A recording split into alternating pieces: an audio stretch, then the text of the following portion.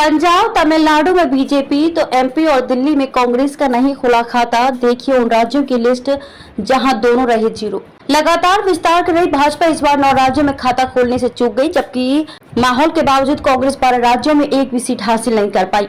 भाजपा को दक्षिण के सबसे बड़े राज्य तमिलनाडु में कोई सीट नहीं मिली। पंजाब और पुडुचेरी में भी हाल बुरा। इसी तरह केंद्र शासित प्रदेश पुडुचेरी में भाजपा गठबंधन की सरकार होते हुए भी वहां की एकमात्र सीट एक बार फिर कांग्रेस ने हासिल कर ली।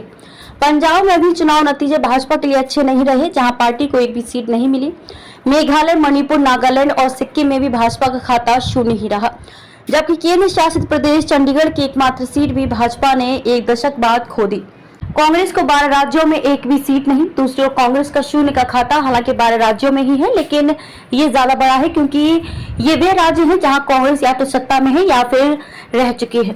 पिछले विधानसभा चुनाव में कांग्रेस मध्य प्रदेश में सरकार बनाने का दावा कर रही थी, लेकिन लोकसभा में खाता शून्य पर चला गया। आंध्र प्रदेश का भी कांग्रेस का मजबूत गढ़ था, लेकिन लगातार दूसरी बार पार्टी को एक भी सीट नसीब नहीं हुई। दिल्ली में भी कांग्रेस को झटका। दिल्ली में आम आदमी पार्टी के साथ गठबंधन के बावजूद एक भी सीट नहीं मिली। हिमाचल प्रदेश में तो कांग्रेस की सरकार है, लेकिन दोबारा हाथ खाली रह गए। उत्तराखंड में त्रिपुरा में भी दूसरे चुनाव में पार्टी शून्य की स्थिति बदल नहीं पाई। सिक्किम में भी शून्य ही रहा। सिक्किम विधानसभा चुनाव भी साथ ही हुआ था और नतीजा 3 जून को आया था।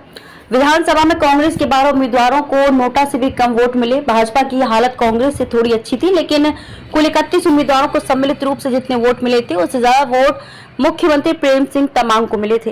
गुजरात में भाजपा के 13 प्रत्याशी 3 लाख से जीते।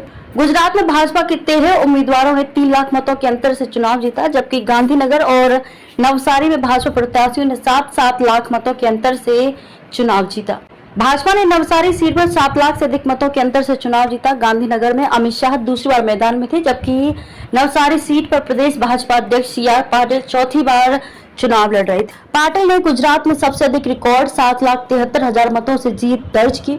इसके बाद गांधीनगर में अमित शाह ने 7,44,000 मतों के अंतर से चुनाव जीता। भाजपा ने सभी सीटें 5 लाख से अधिक मतों से जीतने का लक्ष्य रखा था, लेकिन गांधीनगर व नवसारी के अलावा वडोदरा व पंचमहाल सीट 5 लाख से अधिक मतों के अंतर से जीत सके।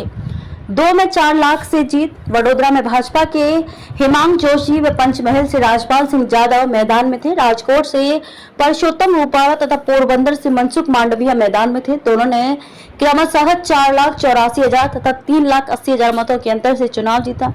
भाजपा ने अहमदाबाद पूर्व, अमरेली, भावनगर, छोटा उदयपुर, दाहोद, राजकोट, खेड़ा, मेहसाणा, पोरबंदर सीट भी 3 लाख से अधिक मतों के अंतर से जीती।